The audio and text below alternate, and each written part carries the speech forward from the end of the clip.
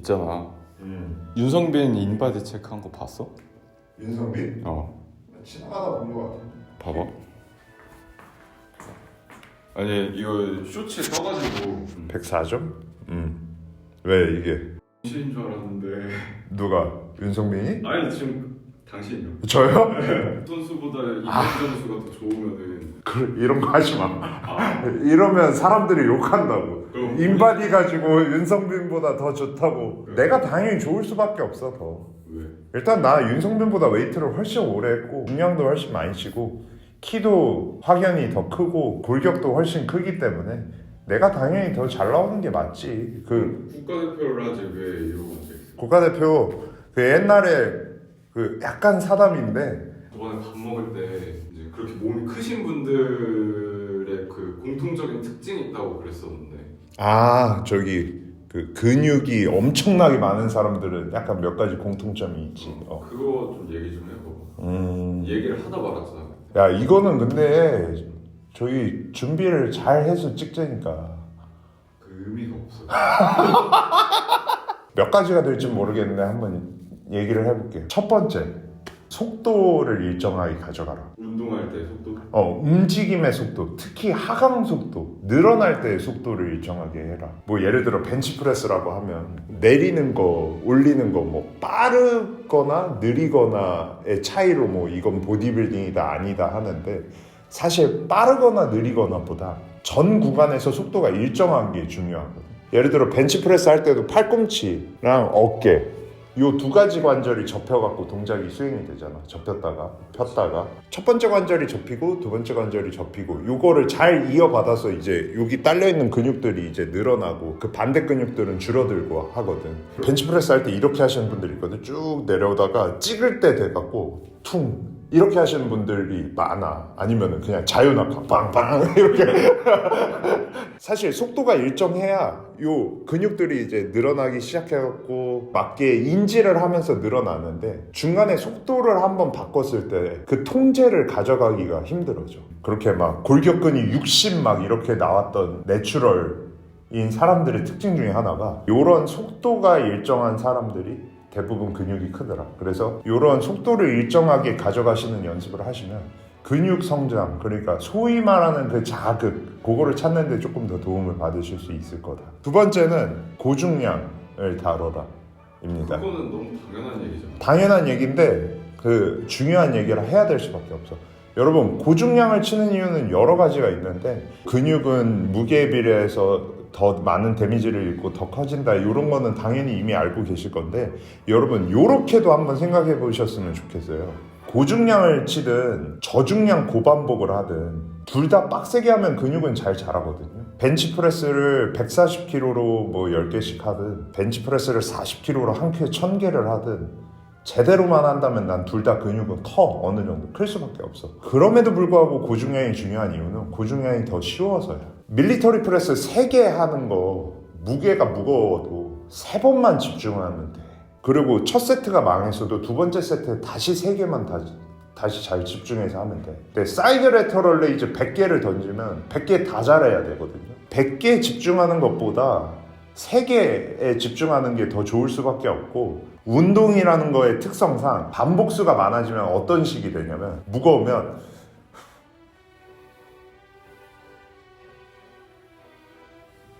이렇게 하는데 가벼워지면 어떻게 하겠어? 그냥 빨리빨리 하지. 사람이 이게 파닥파닥거려. 그러니까 50개씩 하는데 막 다관절 운동을 제대로 가동 범위를 다 지켜갖고 하는 경우는 잘 없어. 그러다 보니까 고중량이 훨씬 더 쉬운 방법이라고도 얘기를 드리고 싶고요. 중량을 다루는 방법이 몸을 만들고 근육을 많이 만드는 데 있어서는 제일 짱 하지 말랬지 촌스럽다고 짱이에요. 세 번째는 선수들 무조건 따라하지 않기입니다. 대부분 이걸 보실 구독자분들께 조금 해드리고 싶은 얘기인데 뭐 예를 들어 올림피아에 나가는 보디빌더 선수들이라든지 해외에 3대 1200kg 가까이 드는 스트롱맨이라든지 이런 사람들의 팁을 너무 무조건 따라하시지 않으셨으면 좋겠다라는 생각이 들어요. 왜 그렇게 얘기하냐면 너 이렇게 팔 한번 뻗어봐. 지금 가슴 근육에 변화가 없잖아. 나 여기서 요만큼만 해도 움직이거든. 그러니까 이게 근육량이 많았을 때 그리고 내가 고급자일 때 이렇게 운동해도 운동이 잘 된다가 있고, 근데 초심자들이 그걸 보고 따라해버리면 이 고급자인 사람은 초심자일 때부터의 어떤 많은 시행착오와 다양한 운동 방법을 겪어서 그 자리에 가서 그 운동을 하는 건데, 그러한 전후 맥락의 이해가 없이 한참 레벨이 뒤처지는데 저 사람이 저렇게 하니까 나도 저렇게 해야지 가 되는 거는 조금 효과적이지 않을 수도 있어. 그리고 그 사람들은 운동이 업인 사람들이고, 근데 대부분 그걸 보는 사람들은 나처럼 회사를 다닌다든지 다른 업을 하면서 이제 막 운동을 시작한 사람들이잖아. 그래서 오히려 비슷한 조건에서 이렇게 커왔던 사람들의 초반기를 따라가려고 한다든지, 아니면 운동선수분들의 팁 중에서도 난 이걸 하는데 왜 자극이 안 오고 운동이 잘 안 되지 하는 부분들은 조금 그런 부분까지 같이 고려하면서 조금 선별적으로 수용을 하셨으면 좋겠다라는 생각이 조금 드는 겁니다. 그래서 결론은 회사원인 제가 운영하는 메탈 퀄리티 영상을 봐주셨으면. 말을 좀 줄여. 말?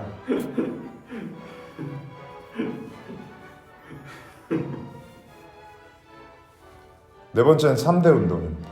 3대 운동 없이도 몸 만들 수 있다, 이런 얘기 선수분들께서도 하시고, 근육 잘 자랄 수 있다, 요즘엔 머신이 좋다, 이런 얘기들 많이 나오는데, 근데 정말 웃긴 거는 근육이 지나치게 많다 하시는 분들 중에 3대 운동을 안 해보신 분이나 비중 있게 안 다뤄보신 분이나 지금은 안 다루실지언정 무게를 잘 못 치시는 분은 단언컨대 한 분도 안 계실 겁니다. 3대 운동이라는 게 프리웨이트고 기본적인 움직임이 되는 운동들이고, 우리가 지금 사용하는 머신들도 사실 그 동작에서 차용하는 거거든요. 프리웨이트가 주는 특성상 내가 무게가 올라가면 올라갈수록 그 주동근과 그 주동근을 보조하기 위한 보조근들이 훨씬 더 많이 참여를 해서 통제를 해야만 그 동작이 가능해지거든요. 3대 운동을 정말 완전 파워리프팅스럽게 말고 조금 갖춰야 될 세팅들을 갖추고 템포를 컨트롤 해가면서 하시는 분들은 머신으로만 만들 수 없는 디테일한 부분들까지의 발달이 굉장히 좋으시거든요. 머신만 다루다가 프리웨이트로 가면 잘하기 힘든데, 프리웨이트를 통제를 잘해서 하시는 분들은 머신 잘하는 거는 일도 아니거든요. 그래서 3대 운동 그리고 다른 여타 기타 프리웨이트를 조금 중량감 있게 다뤄보시는 거를 추천드립니다. 실제로 저도 어깨 운동 같은 거 머신이나 레이즈 이런 거 잘 많이 안 하고 하는데, 어깨가 너무 작은데? 작습니다. 사이드 레터럴 레이즈 하셔야 됩니다.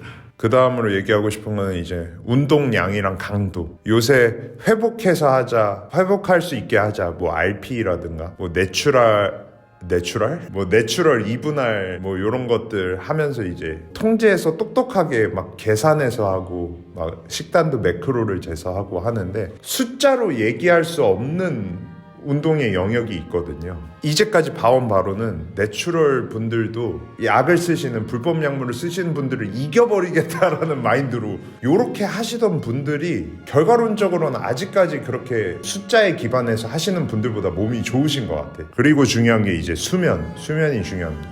현대인들 잠을 펑펑 잘 수는 없지만 적어도 그 12시에서 3시까지 사이에 잠들어 있는 게 되게 중요하거든. 12시에서 3시 요때 잠들어 있으면 몸이 진짜 잘 나오더라고. 그래서 그 골든타임이라고 하죠. 그때 잠들어 계시는 게 몸 만드는데, 근육 키우는데 되게 중요하다고 전 개인적으로 생각합니다. 운동에 있어서 지속적으로 변화를 주는 것도 굉장히 중요합니다. 예전에 한번 찍을 때 이런 거 한 거 같은데, 맨날 그 헬스장 가갖고 똑같은 운동 똑같은 곳에 꽂아놓고. 근데 운동이라는 게 사람은 적응하는 동물이기 때문에 항상 똑같은 중량, 똑같은 종목, 똑같은 식으로 하면 한 번 할 때 그 운동 효과는 점점 줄어들어서 나중에 그걸 한 30년 정도 똑같이 하잖아.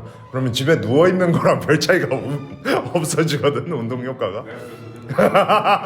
계속 끊임없이 멈춰있지 않고, 운동 방법도 요새는 정보들이 너무 많잖아요. 분할도 한번 바꿔보고, 중량도 계속 다루는 중량 바꿔보고, 횟수도 바꿔보고, 그러면서 점점 운동 강도와 무게를 올려가시는 방향으로 가시면 한계 없이 계속 꾸준하게 느리지만 성장할 수 있다고 생각합니다.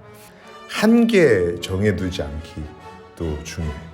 자신의 한계를 아니 리미트 본인이 한계를 정해두고 약간 뭐 예를 들어 3대 500이면 충분하지, 이 정도 근육량이면 충분하지 하는 순간 신기하게 멈춰. 실제로 이렇게 뭔가 리미트를 정해버리는 순간 딱 그 정도 아래에서만 놀려고 하는 게 이게 사람의 습성이기 때문에 본인이 한계를 정해두시기보다는 어제보다 내일 조금 더 성장하려고 하고 이게 계속 반복되면 굉장히 높은 수준까지 올라갈 수 있다. 그래서 너가 275를 못 들었구나.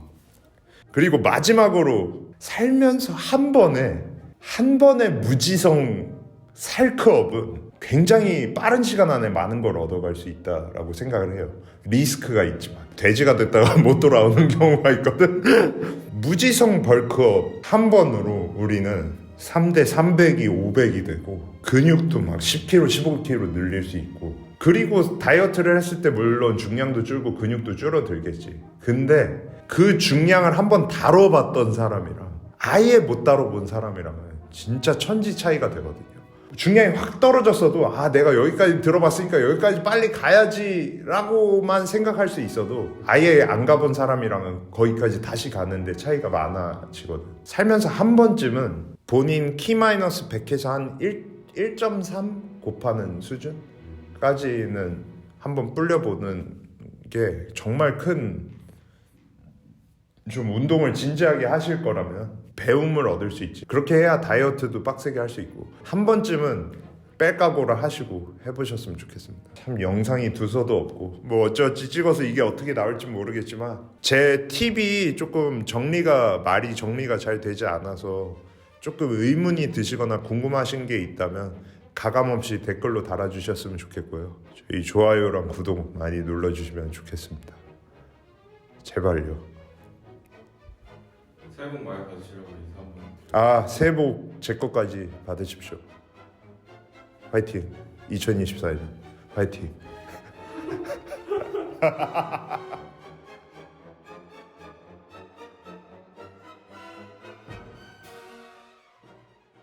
가서 이거 끼고 앉아봐. 뭘 또 찍을 게 있어? 일단 앉아봐. 좀 물어볼 게 있어. 점점 상의를 안 하는 것 같은데 기분 탓이냐? 이걸까지만 해도 육안상으로는 180kg. 다이어트 끝났을 때 70kg 아니었어? 70kg라고? 그러면은 4달 동안 110kg를 뺐냐? 내가 6월 13일에 123kg로 시작을 해서 갑자기 건강에 이상이 와서 사실 3대 700을 113kg쯤에 찍고 한 10kg가 쪄버렸지. 원래 700 찍으면 다이어트를 하려고 했는데 건강에 이상이 생겨서 10kg가 찌다 보니까 빨리 해결을 하려고 이제 조금 더 급하게 들어가서 다이어트 하게 된 계기가 자다가 심장마비가 심장마비는 아니고 이제 부정맥이 왔었지. 그래서 우리 집안에 내력이 조금 있어서 그것까지는 안 궁금하고, 그냥 내가 본 것만 지금 한 대여섯 번 정도 찌웠다 뺐다 계속 했는데 그게 뭐 나무처럼 겹살라고 그렇게 하는 거야? 내가 사실 빼는 거는 자신이 있다 보니까 25kg, 30kg씩 자주 뺐었지. 근데 남들보다 어떤 특수한 조건 때문에 조금 더 빨리빨리 빠지는 편이고. 이제 다이어트 때문에 고민을 하시거나 고생을 하시는 분들이 되게 많으실 텐데 팁을 좀 한번. 그러니까 지금 이게 다이어트 컨텐츠 찍는 거구나. 컨텐츠를 찍을 거면은 상의를 하고 내가 뭐 얘기 좀 해줘. 그리고 살 빼는데 팁이 어디 있어? 자, 다이어트 컨텐츠 제 30kg를 4개월 만에 뺀 비결을 공개하겠습니다. 네, 적게 먹고 먹은 것보다 더 움직이시면 됩니다. 이상입니다. 똑바로 해. 살면서 이런 대접을 잘 안 받아보니까 되게 어색하네.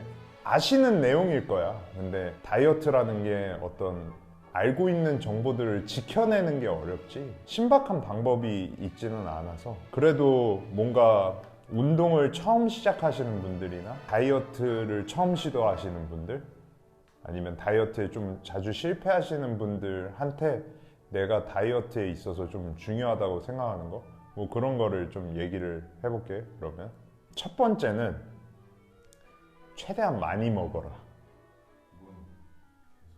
최대한 많이 컨텐츠 하라 그러고 개소리라 그러니까 할 말이 없네. 아니, 말이 되는 소리를 해야지. 자, 우리 몸이라는 거는 주어진 상황에 맞게 살아나가기 위해서 계속 적응을 하거든.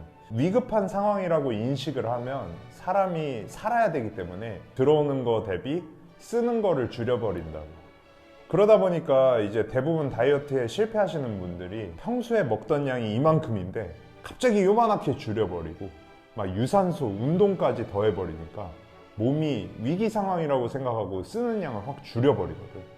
그러면은 당장에는 이렇게 체중이 좀 빠지지만 끊고 다시 먹게 되면 이제 100kg에서 시작해서 80kg까지 뺐는데 끝내고 다시 먹었을 때 120kg가 되는, 그래서 이렇게 점진적 과부하가 걸리거든. 그러면은 끝없이 한계 없이 성장할 수 있는 거야. 그래서 어떤 다이어트를 할 때는 내가 천천히 조금씩 빠질 수 있는 칼로리를 눈치 못 채게 조금씩 줄여갖고 그렇게 최대한 많이 먹으면서 빼는 게 되게 중요해. 그래서 사실 어떻게 보면 나처럼 이렇게 빨리 빼는 게 아니라 천천히 다이어트를 하는 게 굉장히 중요하지. 이거는 정말 개인적인 팁인데 나는 보통 이렇게 다이어트를 하기 전에 그 한 달 전부터 진짜 어마어마하게 먹어. 맥도날드 열 몇 개씩 시켜갖고 죽음을 각오하면서 먹거든. 그렇게 먹는 이유가 사실 그렇게 많이 먹으면 대사가 올라가지 않을까라는 생각에 많이 먹으면서 동시에 운동도 엄청 무겁고 강도 있게 하고, 두 번째 이유는 그렇게 하면 이제 소위 이제 우리끼리 부르는 명칭이 있거든. 푸드코마라는 게 와. 막 현타가 오거든. 식사할 때마다. 그러면 막 뭔가 깨끗한 야채와 어떤 담백한 음식들에 대한 조금 니즈가 올라간다고 하나? 세줄류야. 최대한 많이 먹고 빼라. 두 번째 팁. 지킬 수 있는 계획을 세워라. 좀 자신의 수준에서 지킬 수 있는 계획을 세워서 그 계획을 끝까지 이어나가시는 게 굉장히 중요하다고 생각을 해요. 운동조차 시작을 안 하신 분이라면 운동에 먼저 재미를 붙이고 그 다음에 어떤 편안한 상태의 식단을 구성을 하시거나 자신의 수준에 맞게 거기에 플러스 1하는 정도의 계획을 세우시는 게 추천드리고 싶은 부분입니다. 세 개 얘기해서 했으니까 마지막까지 한번 쥐어짜보세요. 세 번째 이 세상에 이렇게 찍는 컨텐츠가 있나? 세 번째. 두 번째랑 약간 연결되는 건데요. 계획을 세웠으면 설령 그게 잘못된 계획이더라도 끝까지 지켜라. 계획을 잘 짰어요. 뭐 예를 들어 단백질을 닭가슴살로 먹겠다 해놓고 닭가슴살 먹어봤는데 맛이 없어. 그래갖고 소고기로 바꿨다가 돼지고기로 바꿨다가 한 다다음 주쯤에 보면 피자 먹고 있더라고요. 변형을 준다라는 것도 물론 효과를 볼 수 있긴 하는데 다이어트의 경험이 그리 많지 않으신 분들이라면 어떠한 계획을 세워놓고 처음부터 끝까지 무조건 지키겠다라는 생각으로 임하셨으면 좋겠어요. 부족한 지식과 뭐 부족한 경험으로 세운 계획이더라도 그 계획을 처음부터 끝까지 지켜내본 그 성공 경험이 저는 되게 중요하다라고 생각을 하거든요. 그렇게 한번 지켜봤을 때 내가 어떤 부족함이 있어서 이번 다이어트는 결과가 내 기대에 못 미쳤는가를 조금 생각해보고 보완해서 다음에 더 좋은 다이어트를 할 수 있는 원동력이 되거든요. 계획을 세우셨으면 사실 끝까지 해보시는 것을 추천드리고, 첫 2주가 되게 중요하거든요. 마의 2주라고 부르는데 보통 다이어트를 시작해서 식단과 어떤 운동을 하시는 게 힘드시다면 딱 2주만 내가 해내보자 라는 생각으로 가시면 2주가 지나고 나면 조금 적응이 되면서 편안해지는 거를 실제로 많은 분들의 어떤 경험적인 사례로 볼 수 있었습니다. 딱 2주만 버틴다는 생각으로 계획을 세웠으면 끝까지 실천하시기 바라겠습니다. 저는 평생 운동을 해온 사람이고요. 거의 업처럼 운동을 생각하고 살아온 사람이었어서 이런 어떤 감량과 증량 같은 거를 할 경험도 많았고, 카메라에 어떻게 비칠지 모르겠는데 골격근이 50 중후반까지 갔던 되게 덩치가 큰 사람이거든요. 태어났을 때부터 분유도 4배씩 먹었어요.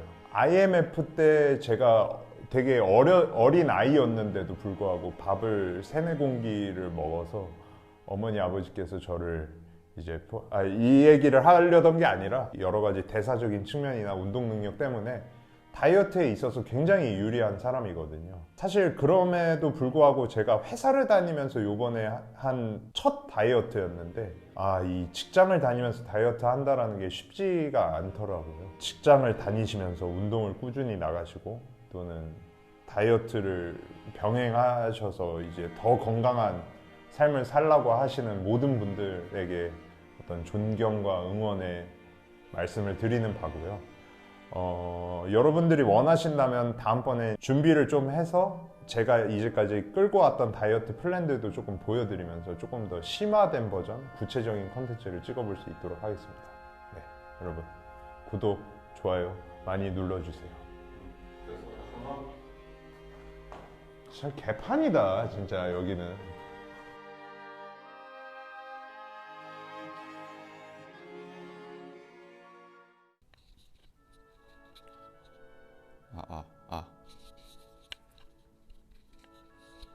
야.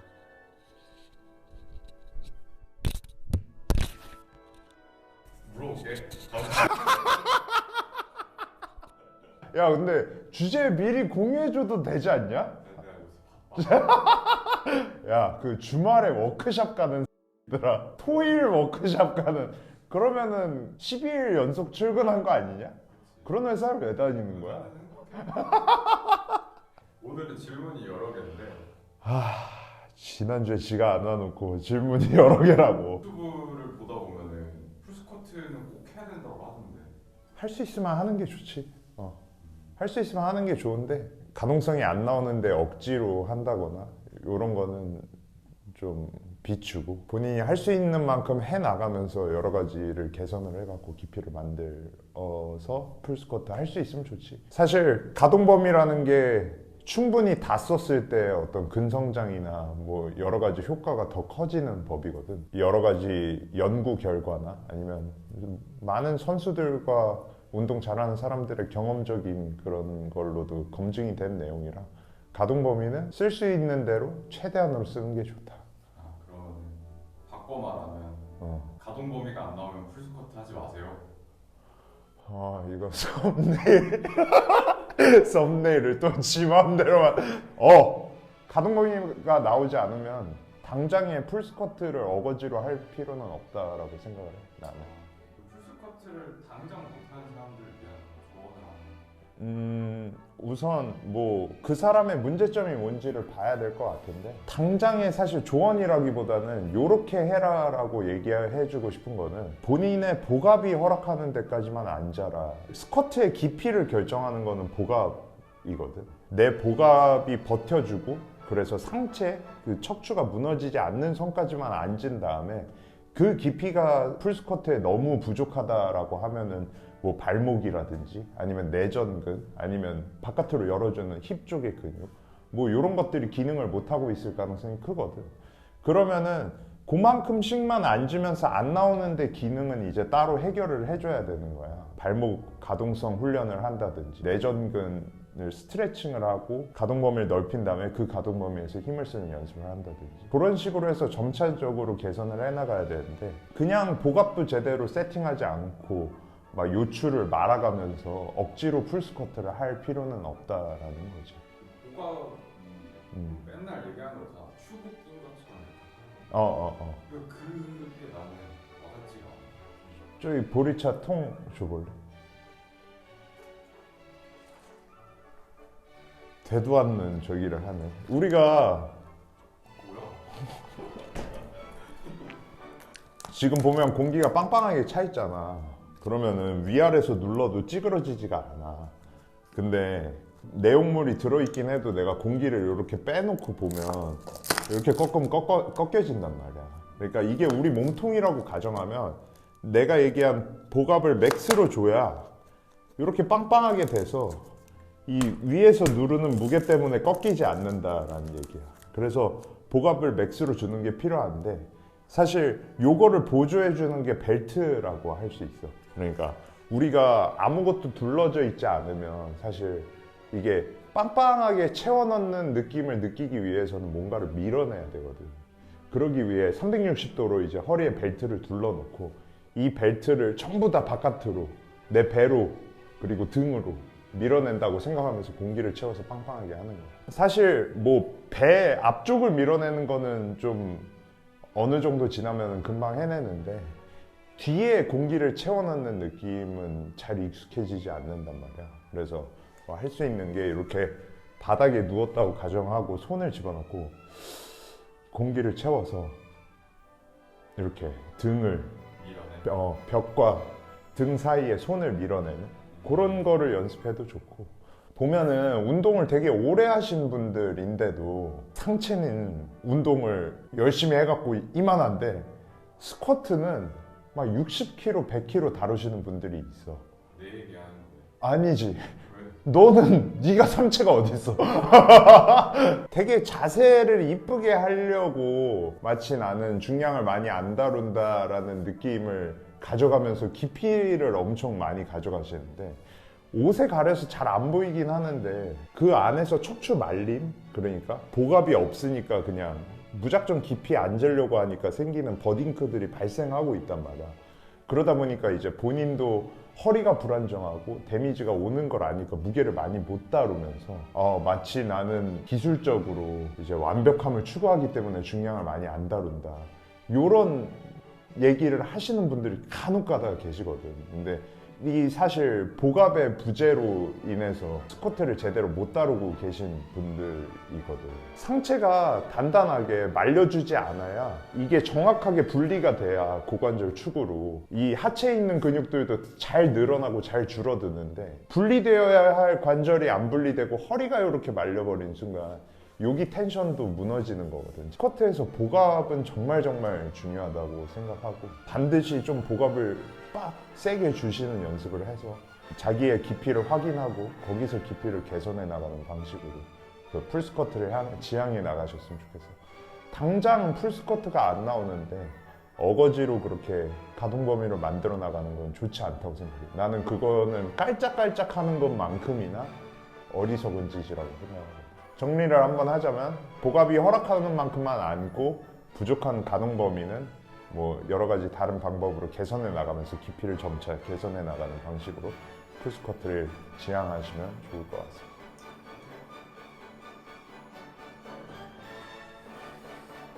좀 쉬었다가 하나 더 찍자. 이야, 그냥 앉아 있을게.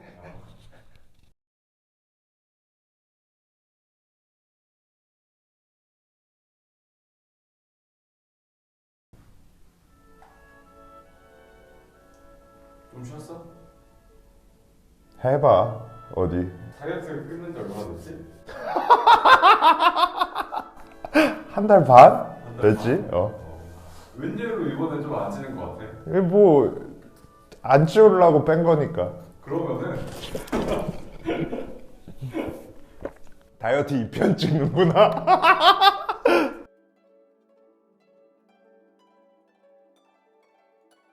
다이어트는 하는 것보다 그 이유가 더 중요하다고 난 알고 있거든. 아니 계속- 맞잖아. 계속 해봐. 유지하는 방법. 요요가 오지 않는 방법. 뭐, 그렇지. 다이어트 끝나고 나서 어떻게 하면 좀 바람직하게 지내는 방법. 뭘 하면 안 되고 어. 뭘 해야 되고. 바람직한 방법. 그러니까 뭐 바람직하다라고 하면은 사실 요요가 오지 않는 건데, 내가 다이어트 1편에도 얘기했는데 네가 편집했는지 기억은 정확하게 안 나는데, 정상적으로 너무 적게 먹고 빼지 않았다고 하면 그 요요가 그렇게 쉽게 오지는 않거든. 뭐 예를 들어 내가 3000칼로리 먹고 딱 뺐다, 그러고 유지를 쭉 했어. 한 500칼로리 늘렸다. 이렇다고 바로 기계처럼 이렇게 팍팍팍팍 빠지지는 않고, 뭐 더 먹는 것 중에 흡수를 못하는 것도 있고, 아니면 더 들어왔으니까 더 쓰는 것도 있고 이렇거든. 뭐 반대의 경우도 있을 수 있고. 그래도 그럼에도 불구하고 체계적으로 할 수 있는 방법, 뭐가 있는지 좀 간단하게 소개를 해볼게. 너 저거 알아? 매크로? 수강 신청할 때 쓰나? 아니 그거 매크로 뉴트리션이라고 부르는 거는 소위 얘기하는 그 3대 필수 영양소를 매크로 뉴트리션이라고 부르거든. 뭐가 있지? 근데 탄수화물, 단백질, 지방. 그렇지, 탄단지가 있지. 그 탄단지를 매크로뉴트리션이라고 하는데 한국에서 통칭 매크로라고 하면은 탄단지의 비율과 칼로리를 계산해서 적절한 다이어트 혹은 매스업 식단을 구성하는, 자기가 먹는 식단의 총량을 일컫는 말처럼도 쓰이기도 해. 다이어트가 끝난 시점에서 내가 되어 있는 체중 그리고 먹어왔던 칼로리, 요 결과값을 가지고 유지 칼로리를 산정을 해서 좀 체계적으로 끌고 나가는 방법에 대해서 얘기를 해볼까 해. 나는 다이어트 할 때 이런 얘기하면 공격을 받을 수도 있는데 막 매크로에 집착을 해갖고 막 탄수화물 몇 그램, 단백질 몇 그램, 몇 해갖고 막 철저하게 칼로리 베이스. 나도 계산을 하긴 하는데 난 매크로 이상의 뭔가가 있다라고 생각하거든. 안 빠지면 더 덜 먹고 더 움직여야 되고 이런 건 조금 유동적으로 하려고 하는데, 그럼에도 불구하고 내가 매크로를 소개하는 이유는 이게 되게 보수적으로 계산하면 안정적으로 가져갈 수 있거든. 딱딱딱 맞게.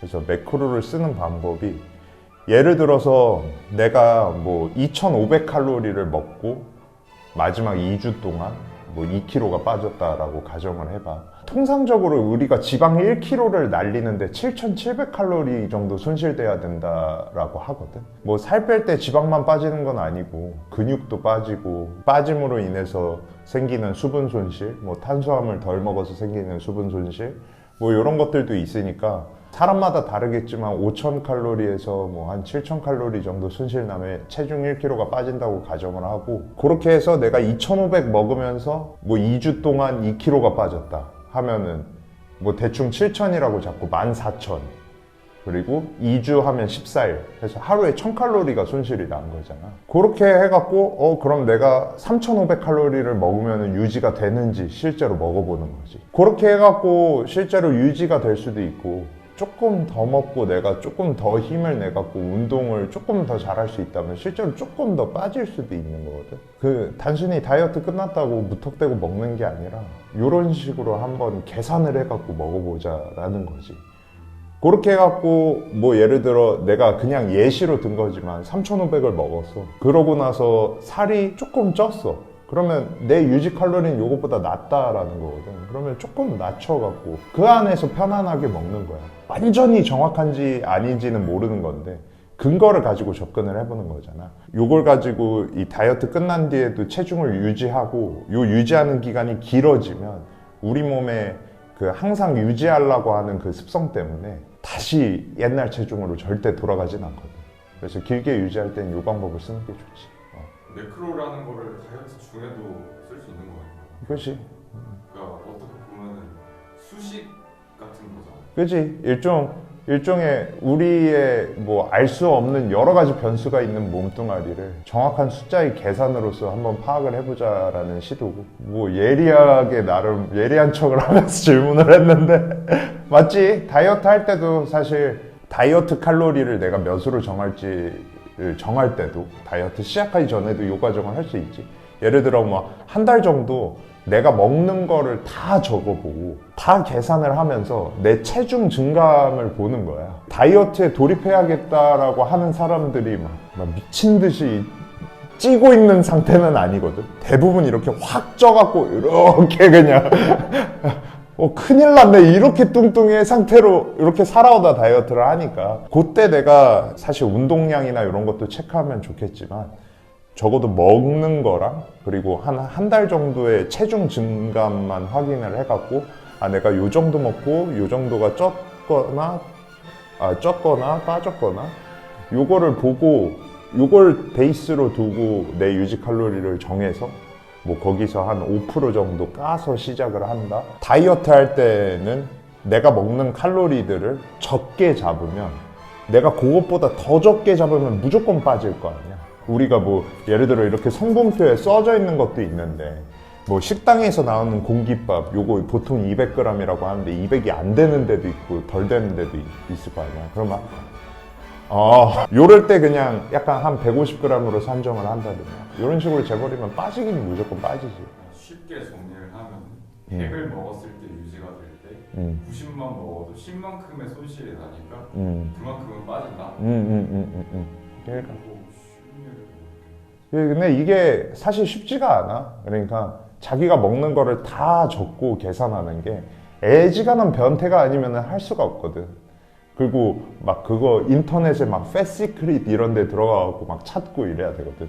근데 한 번쯤 해보면 진짜 거의 실패 없이 빠지고, 다이어트 뒤에도 요 다이어트 막바지에 얼마를 먹고 얼마가 빠졌느냐, 요걸 가지고 사실 계산을 해갖고 내가 그럼 다이어트가 끝났으니까 편하게 먹고 싶은 음식을 먹되 요 정도 칼로리 안에서 먹어야겠다, 요걸 계산을 하면 진짜 신기하게 생각보다 안 찌거든. 나도 지금 거의 암산 수준으로 하는데 하루로 안 보고 나는 지금 일주일에 한 3만 정도를 넘기지 않으려고 하거든. 4,200에서 300 사이 하루에. 그렇게 먹으니까 오히려 좀 빠졌었어, 더 끝나고도. 그래서 지금은 더 주당 칼로리를 더 늘릴까 생각 중인 거고. 그래서 데드 275 언제 될 겁니까? 데드 275 그 다쳤어. 같이 못하겠다. 갈게. 야, 진짜 컨텐츠 날로 먹네. 어? 야, 좀 제대로 좀 뭘 짜서 하자. 부탁이야. 어디가?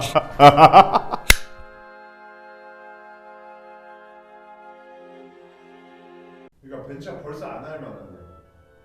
어제는 그래도 뭐해?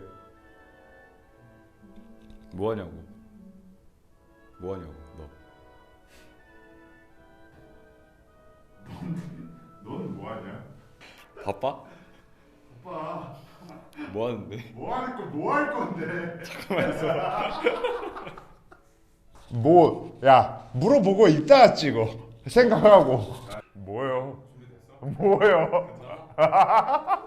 보니까 트레이너들도 와갖고 운동도 배우고 막 배우려고 하시는 분들도 몇 있는 것 같은데 왜? 그런 거지.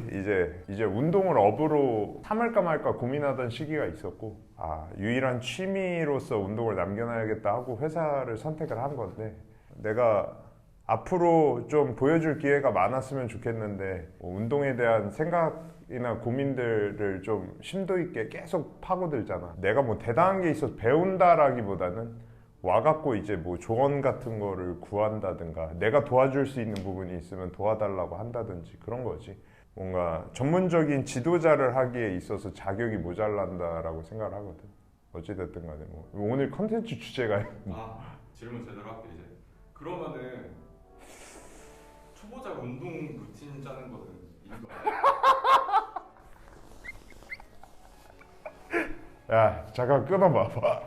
그러니까 어느 정도 운동을 좀 하실 줄 아는 분들은 이제 와서 배우고 무슨 말을 하는지 알아들을 수는 있겠지만, 이제 아예 운동을 시작을 안 해봤거나 아니면 운동 정말 초보인 분들은 이제 운동을 어디서부터 어떻게 해야 되는지 모르니까 그거를 지금 한번 짜보자. 근데 초보자의 기준이 뭐야? 내가 생각하기엔 나도 초보자인데? 내가 말하는 초보자는 이제 진짜 운동 막 시작하시는 분들이나 나도 막 시작해. 알았어. 씨. 혼자 하는데 한 1, 2년 그런 아저씨들 있거든. 헬스장 가갖고 맨날 똑같은 위치에 이렇게 핀 꼽아갖고 똑같은 거 들고 오는 그런 분들. 그러니까 발전이 없거나 아니면 막 시작하시는 분들이 운동을 어떻게 하면 좋을까? 사실 뭐 그 시기에는 뭐 파워리프팅이나 보디빌딩이나 뭐 아니면 뭐 기능성이나 본인이 초점을 어디에 두느냐에 따라 되게 다르게 운동을 해야 된다라고 생각하는데, 근데 그냥 근육 많이 키우고 힘 이빠이 늘려놓는 게 중요하거든. 그래서 보편화 시켜서 설명을 해볼게. 우선 나는 4분할을 추천을 하고, 4분할이라고 하면 등, 가슴, 어깨, 하체를 다 나눠서 다 다른 날에 하는 거야. 딱 그날은 그 부위에 집중해갖고 뭐 여러 가지 운동들 해보면서 조금 자기 그 부위에 대한 한계치도 알고, 뭐 어떤 운동이 어떤 방향이 나한테 잘 맞는지도 좀 생각을 해보고, 또 어떤 부위가 내가 생각보다 운동도 오래 할 수 있고 힘이 세네, 어떤 부위는 좀 딴 거에 비해 약하네, 이런 강점과 약점을 파악할 수 있는 부분도 되거든. 4분할로 하면 그 운동을 훈련과 어떤 연습으로 나눌 수 있거든. 4분할을 한다면은 부위를 나눠서 한다며. 어떻게 하는 거야 4분할? 4분할을 하면은 이제 내가 아까 얘기했지만 등, 가슴, 어깨, 하체 이렇게 나눠 갖고 하는 거고, 사실 난 초심자들 팔을 그렇게 할 필요가 없다고 생각하거든. 대부분 그 시기에 뭔가를 밀고 땡기면 다 팔이 먹어. 그래서 팔이 먹다 지쳐갖고 이제 가슴, 어깨, 등이 먹기 시작하거든. 그래서 팔은 안 해도 되고 하체는 진짜 무조건 해야 되고, 대부분 다들 이제 상체 운동 열심히 하다가 한 3, 4년 있다가 하체 시작하면 밸런스가 안 맞아갖고 생기는 이제 괴리감에 좌절을 많이 하거든. 팔로 걸어 다녔습니다. 그렇지. 내가 아까 연습과 훈련 얘기를 했는데, 내가 얘기하는 큰 운동들이 있어. 스쿼트, 벤치, 데드리프트, 오버헤드 프레스, 이 바벨로 하는 운동들, 얘네가 되게 중요하다라고 생각을 하는데, 그거를 초보자들이 할 때 자기 힘보다 더 가벼운, 예를 들어 뭐 빈봉이나 네가 들고 있는 나무봉 있잖아, 그거 줘봐. 그러니까 이걸로 해도 10번 하면 10번 다 자세가 달라. 자기 힘보다 훨씬 약한 가벼운 중량으로 해도 자세가 그렇게 틀어지는데, 그걸 뭐 중량을 올리고 강도를 올려서 운동량을 뽑아내는 거는 말도 안 되고, 오히려 그날은 그 부위만 하니까 각 부위에 맞는 그 종목들을 집어넣어서 가슴 하는 날 벤치, 어깨 하는 날 오버헤드 프레스, 하체 하는 날 스쿼트 데드 집어넣어서 앞쪽에 정말 가볍고 부담이 되지 않는 선에서 어떤 자세나 속도, 궤적 이런 것들을 보면서 연습을 앞부분에 하라는 거지. 그 해당 부위의 운동들을. 그렇게 해놓고 이제 운동량은 비교적 쉬운 머신들이라든지 다른 운동들 이것저것 해보고 싶은 것들, 맨몸 운동이라든지 뭐 이런 것들로 이제 운동량을 가져가면서 동시에 근육도 키워보는 전략. 그러니까 약간 투트랙 전략이지. 이렇게 하면은 사실 여기서 자세 연습하고 여기서 힘 키워서 다음번에 요거 자세 연습할 때도 요 키운 힘이 사실 도움이 되거든. 자세를 잘 잡아가면서 운동도 동시에 챙기면서 조금 멀리까지 바라보면서 성장할 수 있어. 실제로 나한테 옛날에 운동을 배워서 트레이너가 된 애들이 좀 있는데, 걔네들도 무분할, 이분할 대신 4분할을 한번 요런 이유로 해보면 어때? 라고 했는데, 그 사람들이 조금 속도는 더딘데 생각보다 되게 많이 성장한 사람들이 꽤 있거든. 안정적이야 좀 느낌이. 그래서 나는 4분할을 추천합니다. 스쿼트는 하체 운동이 아니에요. 운동 안 하는 거. 데드는 등에 정말 좋은 운동이지. 근데 무게, 콜먼이 등 운동이 나왔어. 로니 콜먼이 언제 그랬어? 무슨 인터뷰 나와가지고 자 누가 등 운동에 가장 좋은 운동이냐. 그럼 등 운동이지. 데드? 로니가 등 운동이라고 했으니까 나도 오늘부터 등 운동이라고 생각하면 너무 지조가 없으니까. 사실 무게를 많이 다루는 관점에서는 하체 운동이라고 보는 게 맞고, 사실 데드리프트라는 운동 자체가 사람이 가장 많은 중량을 다룰 수 있는 게 데드리프트거든. 무게를 많이 다룰 때 그 본질이 살아난다라고 생각해. 무게를 많이 다루기 위해서는 상체는 사실 정적으로 세팅이 다 완료된 상태에서 버텨주고 있는 거고, 동적으로 움직여서 일을 하는 게 하체가 돼야 되거든. 사두는 밀어주고 햄스트링은 텐션을 느껴주고. 그래서 다리로 지면을 미는 느낌이 나야 사실 안정적으로 무거운 무게도 다치지 않고 다룰 수 있거든. 그 관점에서 나는 하체 운동에 집어넣어서 하고 있는 거고, 실제로 등이 되게 좋아지는 운동이야. 등에 되게 좋은 운동이야. 등 운동으로 봐도 무방한데, 나는 안전하게 하는 거를 추구하기 때문에 데드리프트를 하시고자 하신다면 조금 무게를 많이 치기 위한 어떤 스트렝스적인 방법으로 접근을 하셔서 찾아보시고 그쪽으로 한번 해보셨으면 좋겠어요. 그리고 또 등 운동에 집어넣어 놓으면 데드리프트를, 초보자들의 특징 중에 하나가 이제 그 자꾸 자극을 느끼려고 해. 맛있죠. 그러니까 다 이렇게 올라와서 이걸 이렇게 짜버리거든. 허리도 뒤집어 까버리고. 그럼 가는 거야 이제. 허리도 다치고 부상의 위험도가 굉장히 있기 때문에. 그래서 오히려 나는 조금 프리웨이트는 스트렝스 다루는 관점으로 가도 충분하다고 생각해. 그렇게 해도 등 좋아져.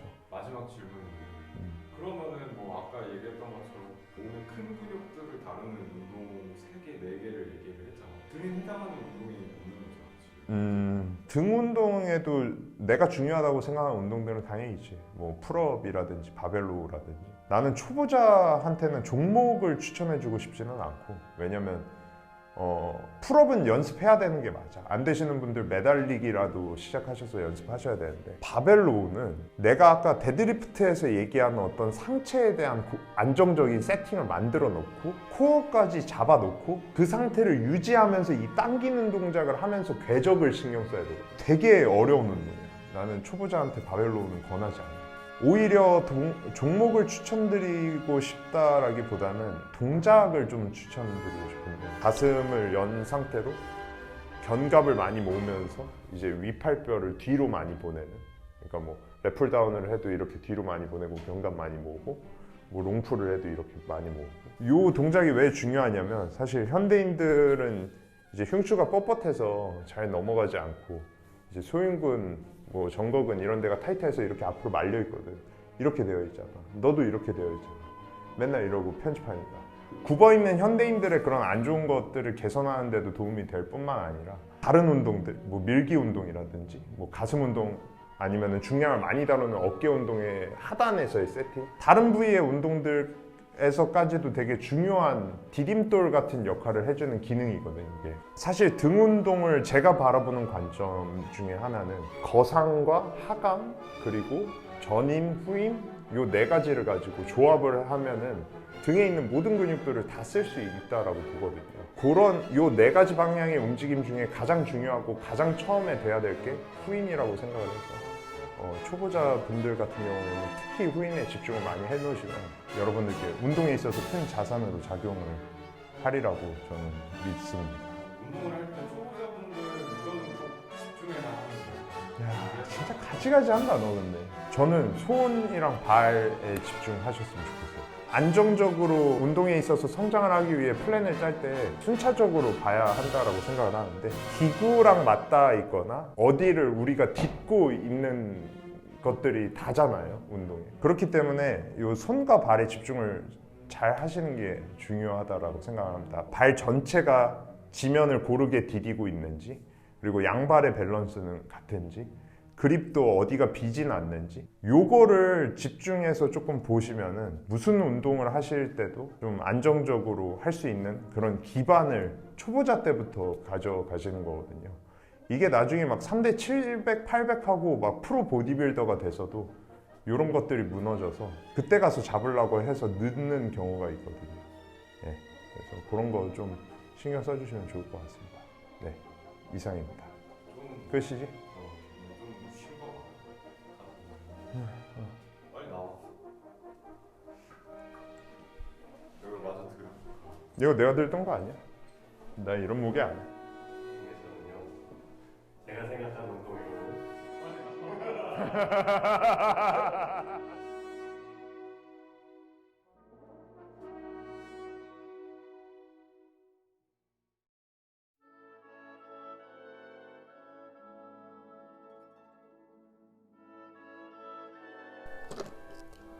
야, 나뭐 못 물어본 게 있어. 한 개만 더. 몇 개 물어보냐 이제. 야, 야, 이런 식으로 해갖고 어떻게 좋은 컨텐츠가 나와. 자 짧고 굵게 하나만 물어볼게. 언제부터 이제 그 보호장구를 껴야 될까? 뭐 팔꿈치, 손목, 무릎, 뭐 관절마다 하나씩 다 있구만. 아, 질문이 신박해. 너 공부를 되게 많이 하는구나. 요새 인스타에 자꾸 광고가 나와. 근데 운동을 하나도 안 하는 애 치고는 운동을 너무 많이 공부하는데? 이런 애들이 나중에 댓글에다가 막 훈수질해. IFBB 프로한테 막 그렇게 운동하면 안 된다고. 보호대는 나는 일찍부터 차는 게 좋다라고 생각해. 보호대라는 게 다치고 차면 늦어. 보호를 하려면 다치기 전에 차야 되거든. 얼마 전에 우리 즉석 컨텐츠 할 때 그 왜 초보자 분할 뭐 그런 얘기 했었잖아. 그때 내가 얘기한 그 연습과 훈련으로 나눠서 하는 과정이 있잖아. 그 연습하는 시기에 뭔가 자세가 조금 잡히기 시작하면 난 그때부터 바로 차도 된다고 생각해. 그리고 파워리프팅 시합을 나가는 게 목적인 사람이면 당연히 규정에 맞게 쓸 수 있는 장비들만 쓰는 게 맞고, 그게 아니라면 너무 과하지 않은 선에서 보호대들은 챙겨서 하는 게 좋거든. 하나 조금 팁을 드리고 싶은 게, 무게가 좀 많이 늘어있는 사람들 같은 경우에는 그날 만약에 1RM을 잰다 하잖아. 그러면 아랫무게에서부터 보호대 차고 하는 걸 추천을 해. 손목 보호대 차고 벨트 차고 벤치를 한다 그러면 사실 이거 찼을 때랑 안 찼을 때랑 본인이 모르게 세팅값이 조금 다르거든. 막 그냥 뭐 대충 벤치 한 140밖에 못 드는데 벤치 100은 자기한테 가볍다고 한 100까지는 막 그냥 막 템포 이런 것도 똑같이 다 지켜서 되게 일관성 있게 해야 되는데 막 그냥 보호대 안 차고 정지도 원래 안 하는데 막 정지했다가 막 난리치고 하는데 그거 보호대를 차는 것도 일종의 루틴이자 세팅값 중에 하나가 될 수 있거든. 그런 거 일정하게 지켜서 하면 좋겠다라는 생각이 갑자기 드네. 보호대 얘기하니까 어찌됐든 간에 결론은 보호대는 일찍 차도 된다. 뭐 3대가 뭐 몇 밖에 안 되는데 보호대를 차는 게 무슨 약간 남사스럽고 쪽팔리고 누가 뭐라 한다. 누가 뭐라 하면 데리고 오세요. 그렇게 얘기하는 사람 중에 그렇게 운동 잘하는 사람 못 봤어요. 저는 참고로 장비충입니다. 풀장비 차요. 옛날에 무장비 추구하다가 몇 번 다쳤거든요. 무장비 훈련이 꽤 중요하고 도움이 많이 되거든요. 보호대를 차시는 분들도 무게를 일정 이상 낮춰갖고 무장비 훈련을 따로 아예 다른 종목으로 인식하고 해보시면 꽤 새로운 자극과 내가 모르고 있던 문제점들 이런 것도 파악하는 데 도움이 되시거든요. 뭔가 불안하시고 다치는 걸 예방하기 위해서 보호대 착용은 좀 필요하고요. 특히 벨트 같은 거 일찍부터 차셔야 복압에 대한 감을 기르기가 쉽거든요. 제가 저번에 풀스쿼트 그 질문도 참 어이없었는데 거기서 말씀드렸다시피 뭐 벨트라는 게 복압을 인지하게 해주는데 가장 확 와닿게 해주는 장비이기 때문에 부상 방지 겸 여러모로 보호대는 일찍부터 차셔도 무방합니다. 뭐 눈치 보지 마시고 비싼 거 팍팍 사다가 차세요. 아 근데 뭐 SBD나 막 13mm 벨트 같은 건 너무 초보자분들이 차시기에는 갈비뼈 금갈 수도 있거든요. 진짜 끝이야?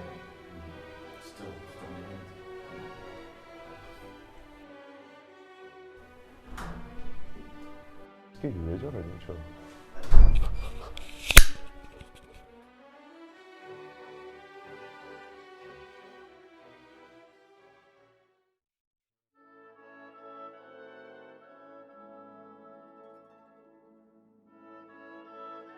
요즘 마이크 봤어? 마이크 어디 갔어? 천천히. 왜 그게 너한테 있어? 뭐 여기 앉아 있으면 의뢰 또 컨텐츠 찍겠지 뭐. 내가 갖고 있었어. 켜놓고. 그리고 즉석 컨텐츠인데 이런 것도 준비되어 있어. 눈치가 굉장히 빨라졌네. 오늘은 또 뭘 물어볼까? 오늘 동주형 4달 반 만에 3대 측정을 했잖아. 그지. 근데 내가 궁금한 거는 그 시기의 결정을 어떻게 하는 거야? 1RM 재는 거를 그러면 언제 재냐? 그치.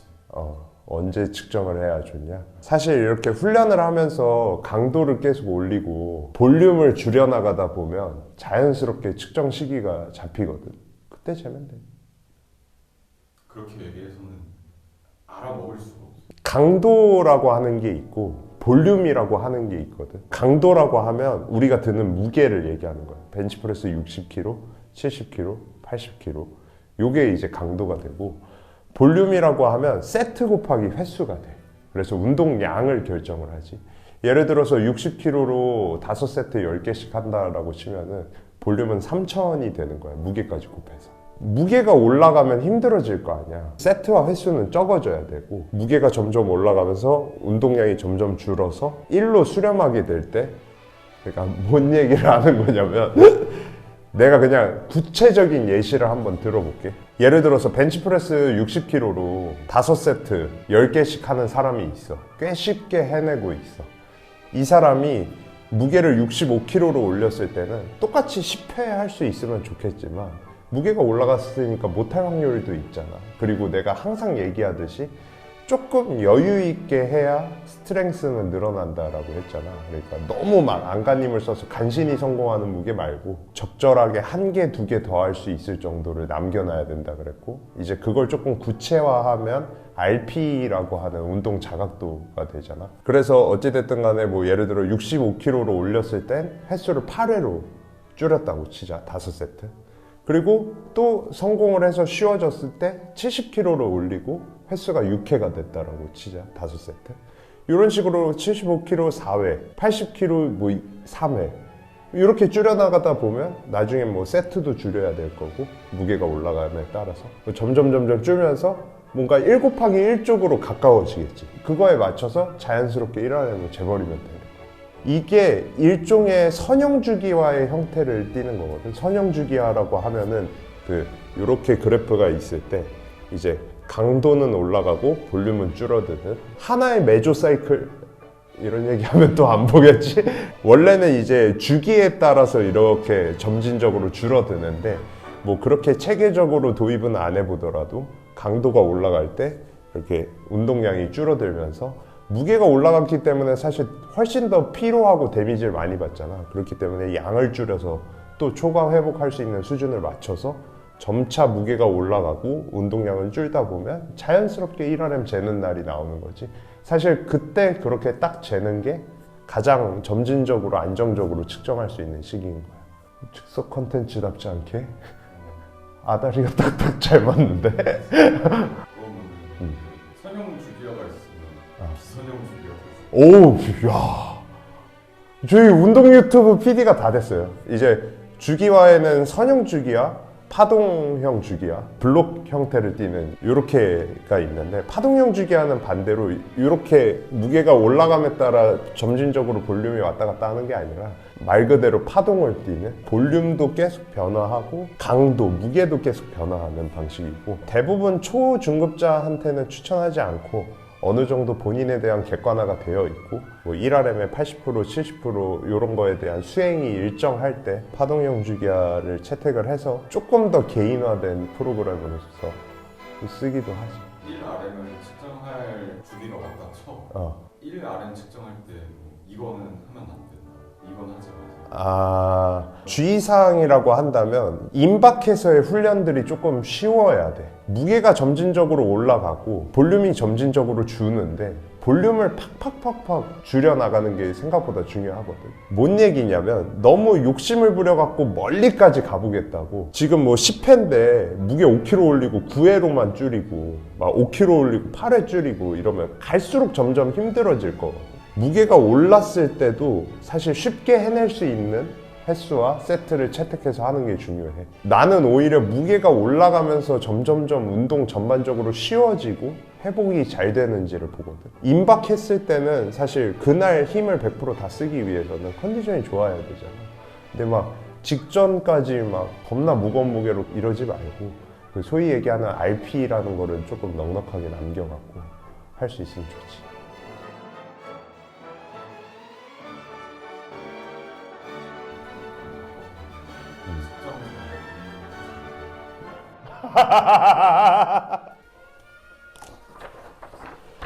그렇습니다. 네. 할 말 없는 거지? 네. 네. 그래? 네. 연락나 네, 알겠습니다.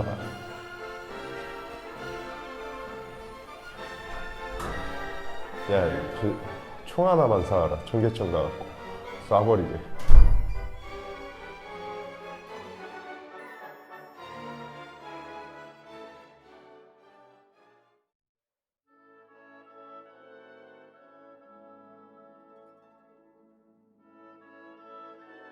야,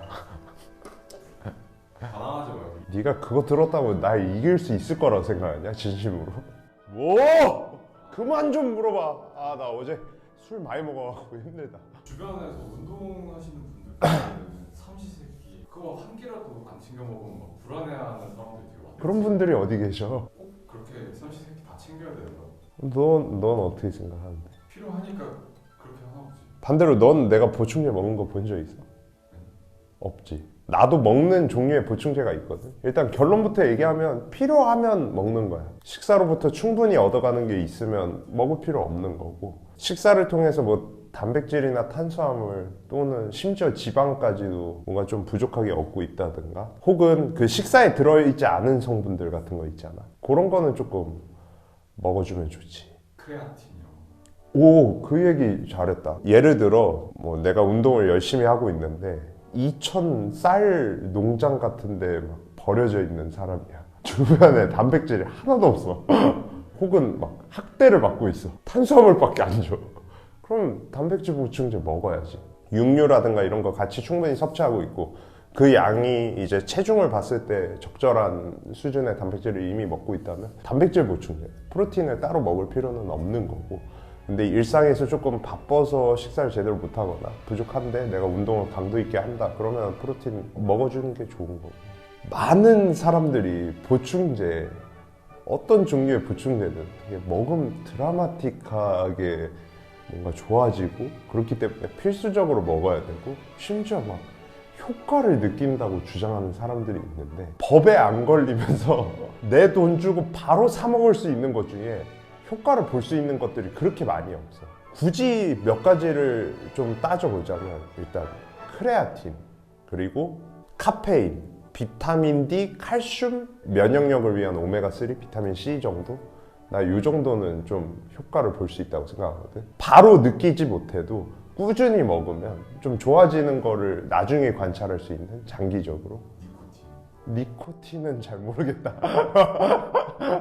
실제로 크레아틴이나 이런 거는 그 호주가 이런 스포츠 영양학 연구로는 짱이거든. 그런 데서 이제 가장 탑 티어에 있는 성분으로 꼽는 게 크레아틴이고 카페인 같은 경우에는 우리가 먹고 약간 바로 이렇게 잠도 깨고 각성 효과를 볼 수 있는 몇 안 되는 성분 중에 하나고 비타민 D랑 칼슘을 따로 먹어주는 게 중요한 게 우리 근육이 수축하고 이완하는 데 작용하는 게 이제 액틴과 미오신이라고 이런 얘기 하지 말랬지.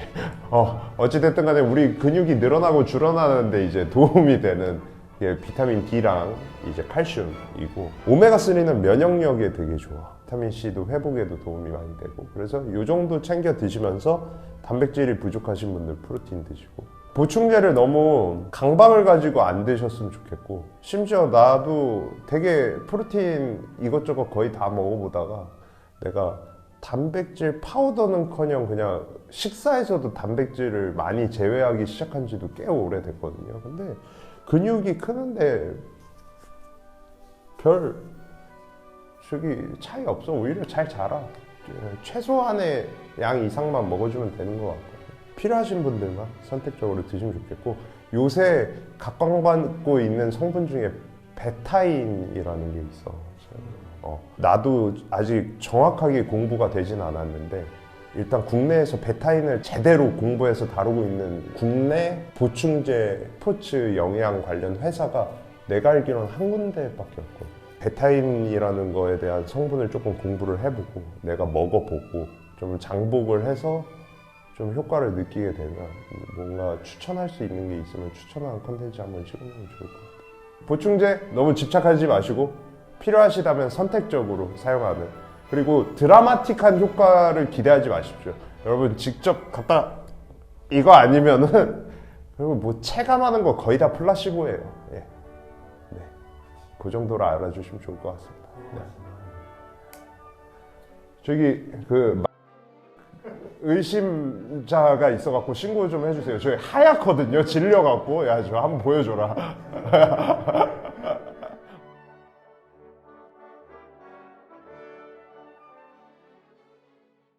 여성분들은 사실 밑가슴을 보여줄 일이 잘 없잖아. 요새 패션이 패션이 뭐 언더북? 그게 딥스한다고 좋아지지 않아. 근데 아니야 잠깐만 나 지금 여기가 문제야.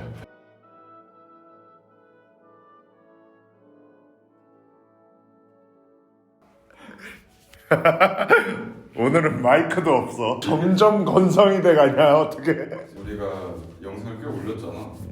주변 사람들이 보여주는 과정 중에 부득이하게 여성이 좀 껴있어갖고 여자랑 남자랑 운동을 이제 운동법이 같은가, 운동량이 같은가라는 질문을 되게 많이 받아. 일단 여성 구독자분들 저희 채널을 뭐 딱히 환영하거나 그러지 않는 무슨 얘기를 하는 건지 모르겠는데 여자랑 남자랑 운동법이 다르냐 요거를 물어보는 거잖아. 내 생각을 얘기하자면 크게 다를 건 없어. 남자들이 뭐 중요하게 생각하는 3대 운동이라든지 그거를 여자들도 똑같이 해도 되고 그 뭐 체형적인 다름을 좀 고려해야 되지 않냐라고 얘기를 많이 하는데 남자랑 여자랑 애초에 호르몬 차이도 있고 체형적인 특성의 차이도 있잖아. 애초에 남자랑 여자가 체형적으로 다르기 때문에 똑같은 운동을 해도 자연스럽게 다르게 발전하기 때문에 운동법의 차이는 크게 없어도 된다고 생각해. 이거 컨텐츠가 안 나올 것 같은데? 내용이 너무 없는데.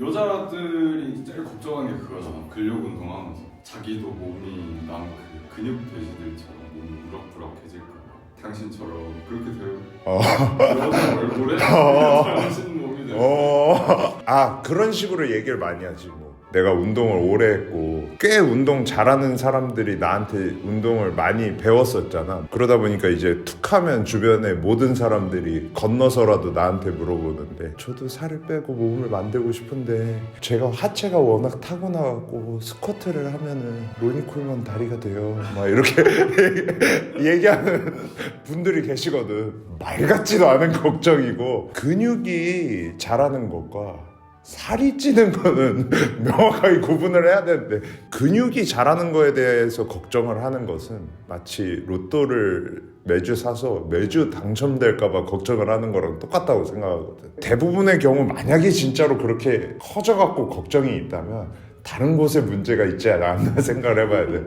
운동을 했다라는 그런 명분을 가지고 남들의 두세 배를 섭취하고 있지는 않은가.